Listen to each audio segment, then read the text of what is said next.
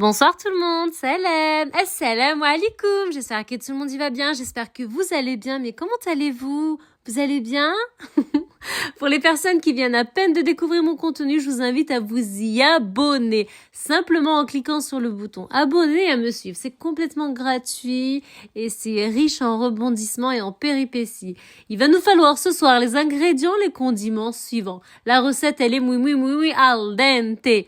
3 œufs, un verre ici, moins 2 doigts de sucre semoule. Ici, la moitié, lookez, la moitié d'un verre d'huile de tournesol, la moitié d'un verre de lait. Et ici, vous avez un verre moins 2 doigts de noix. Voilà. Ici, vous avez, on va dire, un verre moins 2 doigts de farine. Ouais, un verre moins 2 doigts de farine. Deux sachets respectifs de levure chimique pâtissière à 8 grammes, soit 16 grammes. Et du biscuit Bimo, ici. Moui al dente avec de la crème à l'intérieur, mais vraiment al dente. Biscuit algérien. Donc voilà les condiments. Vous voyez de vos yeux donc la moitié d'un verre de lait, la moitié d'un verre d'huile de tournesol, les 3 œufs, j'ai pris des œufs blancs, donc bien crémeux. Le but est d'arriver à un résultat où on sait pas ce que c'est. Est-ce que c'est du gelbelouz? Est-ce que c'est du khobz el-bey? Est-ce que c'est l'harissa al-halwa? Est-ce que c'est un cake? Est-ce que c'est tellement il va nous faire voyager ce cake. Ce cake, gelbelouz, c'est un mélange de tout. Bien sûr, bien entendu, c'est un sublime dessert qu'on peut bien sûr poser sur la table du Ramadan, bien entendu, pour nos soirées, pour le matin, bien sûr.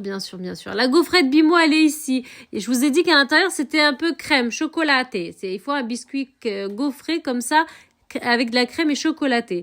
On va y incorporer dans un premier temps dans un saladier, dans un bol, ce que vous avez à la maison, les 3 œufs, le verre moins 2 doigts de sucre semoule, la moitié d'un verre d'huile de tournesol, la moitié d'un verre de lait à température ambiante, nos noix, le verre moins 2 doigts de noix, et puis on va touiller, mélanger. On va d'abord incorporer les ingrédients, les condiments liquides. Bien sûr, il y aura aussi, il y a les noix, donc c'est pas du liquide, mais on les incorpore on commence à quand même à travailler notre préparation. Ensuite, on va suivre avec 2 sachets respectifs de levure chimique pâtissière à 8 grammes, soit 16 grammes pour aider cette pâtisserie à gonfler, à donner un peu de volume et bien sûr à être bien aérienne. La pâtisserie, il faut qu'elle soit bien aérienne. Et ensuite, on va y ajouter la moitié d'un verre ou un verre moins 2 doigts de farine. Voilà. Vous pouvez monter jusqu'à un verre moins 2 doigts. Mais la moitié d'un verre de farine, c'est tip top. Voilà. Et ensuite, on va mixer avec un batteur plongeant jusqu'à ce qu'on sent que la préparation, elle est prête. Vous allez sentir que il y a pas de grumeaux, que c'est homogène, que c'est moui al dente. Bien entendu, nous avons un four préalablement bien allumé à 180 degrés. Et on a préparé un moule avec de l'huile de tournesol préalablement bien badigeonnée. Et on va venir y verser toute la préparation. Regardez-moi, au début ça va touiller comme ça et après ça va complètement flopper. On va voir comme des effets que la préparation elle est prête. Voilà. Après à l'aide d'une maryse on essaye d'enlever au maximum notre préparation pour rien laisser à l'intérieur ni au-dessus.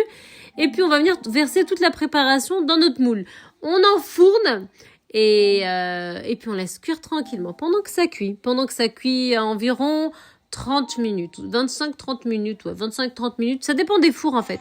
Dès que ça cuit, qu'est-ce qui va se passer? Alors pendant que ça cuit, on va venir préparer un sherbet. Le sherbet, c'est tout simple.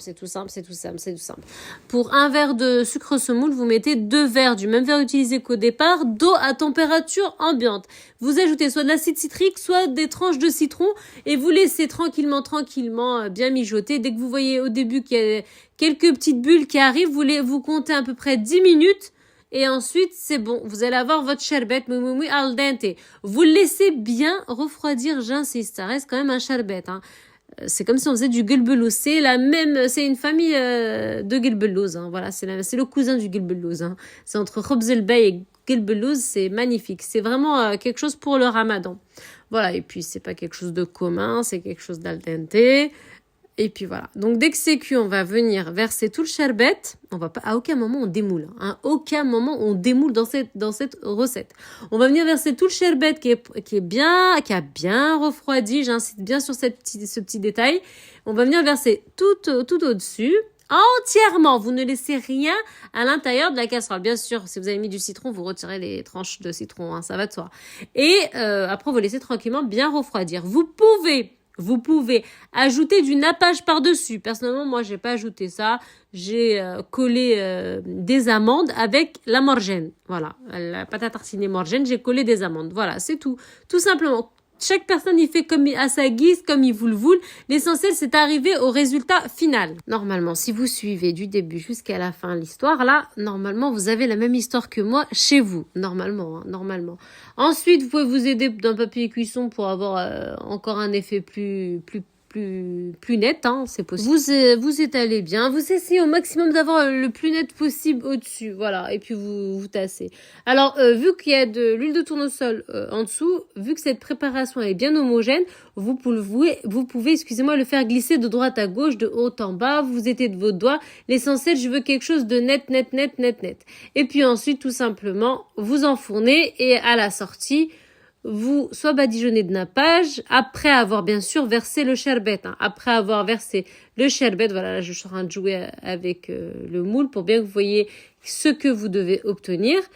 Donc à la sortie, vous ne démoulez pas, tout de suite on verse le sherbet et vous composez à votre guise. Soit vous rajoutez du nappage, soit vous mettez des amandes, vous mettez ce que vous souhaitez, c'est votre pâtisserie. On y arrive, voilà, le cake est prêt, la besboussa est prête, le khobz el-bey est prêt, le gelbelouz est prêt. Appelez ça comme vous le voulez. L'essentiel, c'est qu'on y est arrivé. On verse tout ce qu'il y a à l'intérieur de la casserole. J'insiste, absolument tout. Voilà, et ensuite, vous garnissez à votre guise et puis vous pouvez couper à chaud, hein, y a pas de souci. Ça va tout de suite, c'est comme une éponge. Ça va tout de suite tout absorber et donner quelque chose de sublime. C'est une recette qui est pas du tout commune, que vous allez pas trouver de partout. Pourquoi ? Parce que c'est vraiment le mélange de tous les gâteaux que je viens de citer. خبز البي, gelbelouz, harissa al-haloua, besboussa. C'est vraiment le mélange de tout. Donc c'est vraiment, ça reflète parfaitement le Ramadan 2025. Parfaitement. Accompagnez-moi ça avec un bon verre de thé bien marronné. Oh, aïe. Vous allez faire des jaloux, hein. Vous allez faire des jaloux. Bah oui, la jalousie, elle est attisée par quoi ? Par quelque chose qui est constructif, quelque chose qui est réel, quelque chose qui dérange aussi. Quelque chose qui dérange, bien sûr, ça peut attiser de la jalousie. Quelque chose qui est construit, qui est net, ça peut attiser de la jalousie. Mais généralement, quand il y a de la jalousie, c'est qu'il y a quelque chose derrière. C'est général, hein. Lol. Ouais, je pense que vous le savez. Donc là, c'est quelque chose de muy al dente. Voilà, la cuisine est un art, la cuisine est une belle pratique, la cuisine est faite avec amour, avec passion.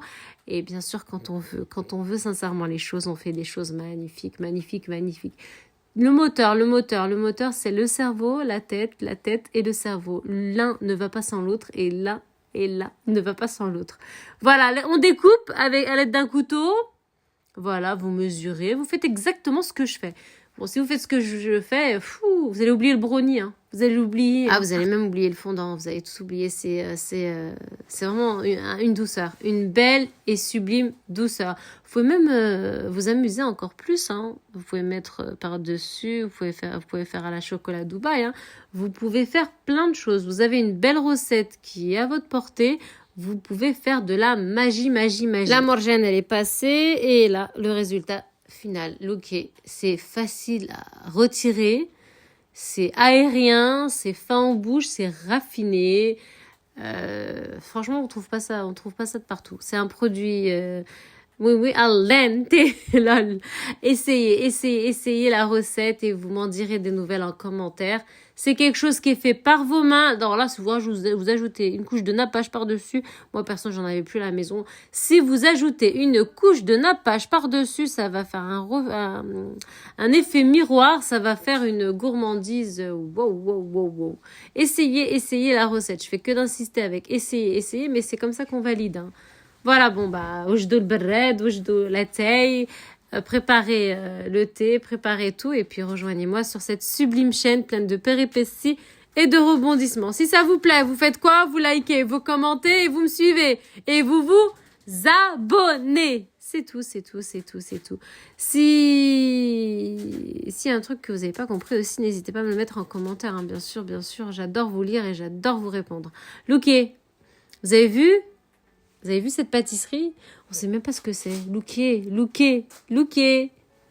Assalamu alaikum. Bonne soirée à tous. Leila Saïda. À bientôt, Inch'Allah. Salam. Assalamu alaikum.